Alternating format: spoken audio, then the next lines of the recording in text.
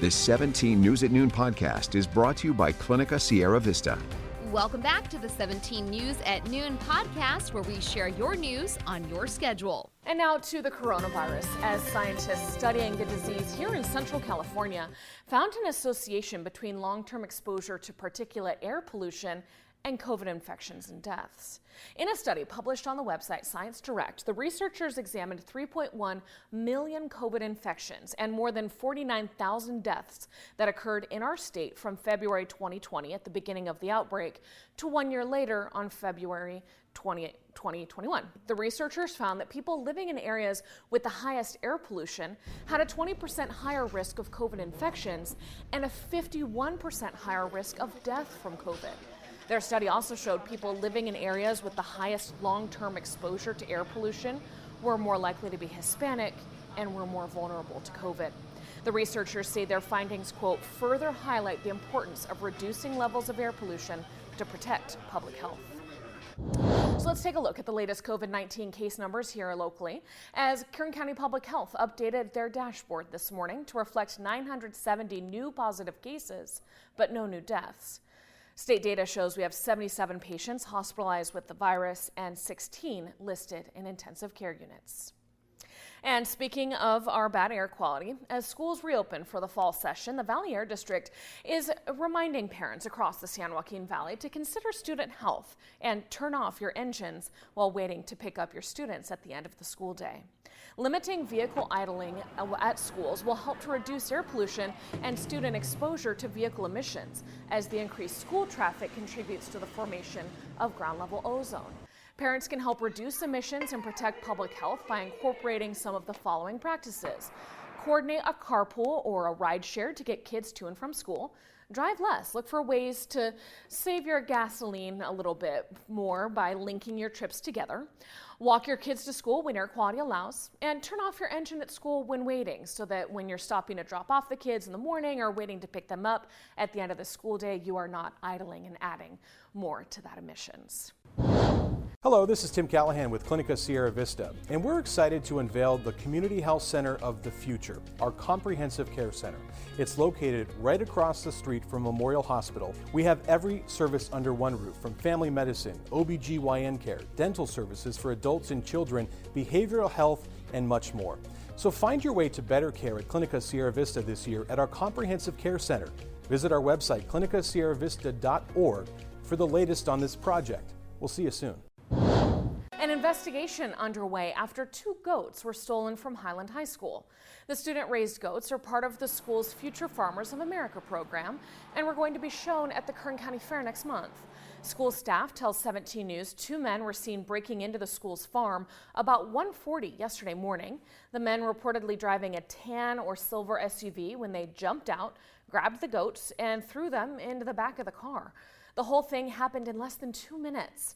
The school is now working tirelessly to find those animals, saying the girls who raised them invested thousands of dollars and hundreds of hours caring for these goats. They spend a lot of time with these animals. They're connected with them. They have a bond with them, and they just want to make sure that the animals are okay and that they could see their project through to the end. Now, if you know anything about this case, you're asked to call KHSD Police. Their number there on the screen, 827-3218. And now to some other education headlines, as a few more kids will be headed back to school this year than compared to years past, thanks to an expanding program for the youngest students known as Traditional Kindergarten. 17's Chris Burton explains. Every year, more and more kids become eligible for Transitional Kindergarten in California, which means more parents can breathe a little easier, but schools and districts have to account for hundreds of new students. This year, any child who will turn 5 between September 2nd and February 2nd of next year is eligible for Transitional Kindergarten, or TK.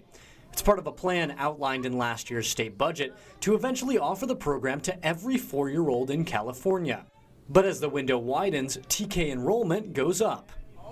Rosedale Union School District Superintendent Sue Lemon says the challenge now is finding teachers and sites for those extra kids.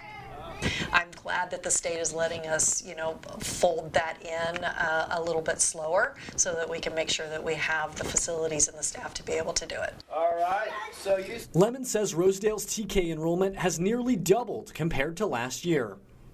All districts that offer kindergarten are required to also offer a TK program to eligible students. To learn more about TK programming, including a timeline of age requirement expansion, visit cde.cda.gov. Chris Burton, 17 News. All right, and continuing those education headlines, amid surging inflation, families now face a new financial dilemma: how to pay for those back-to-school supplies, backpacks, and clothes.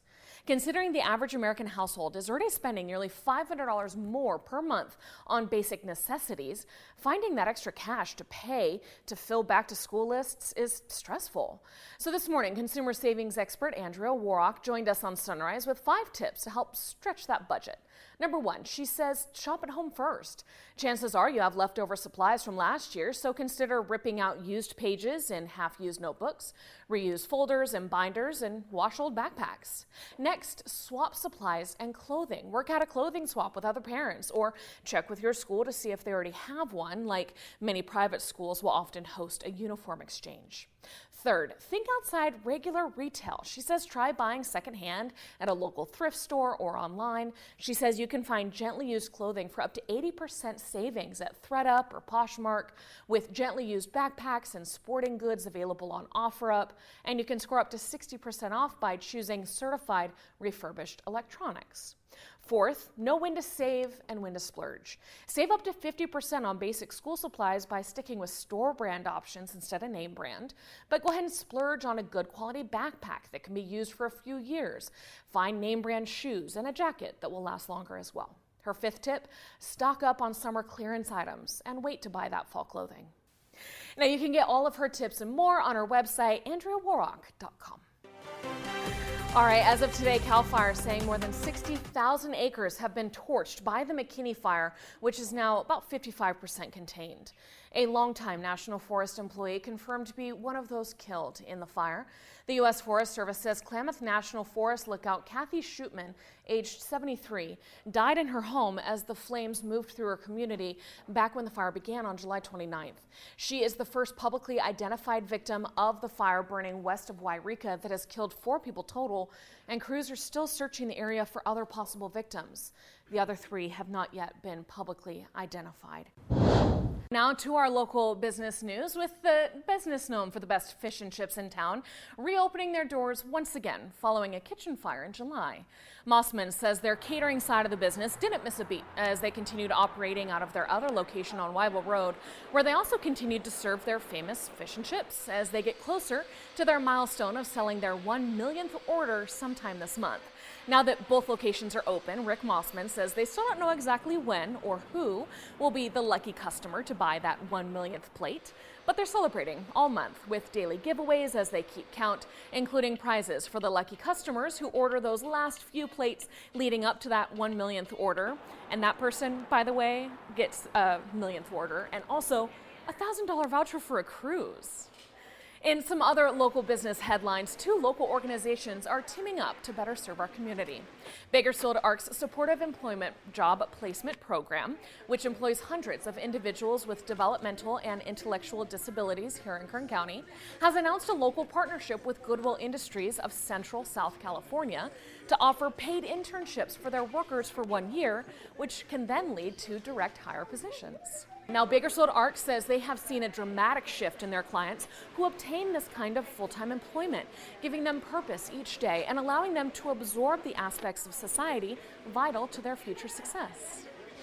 So with Bakersfield ARC advocating for the individuals, we're able to assist the individual in finding employment, finding the training that they need, and advocating for them and saying, hey, let's focus on the person's ability and not the disability.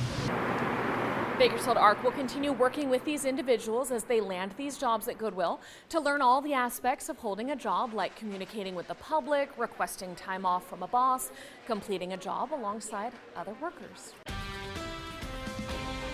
The 17 News at Noon podcast is a production of KGET and Nexstar Media Group. For more on all of the headlines in today's show, head to kget.com.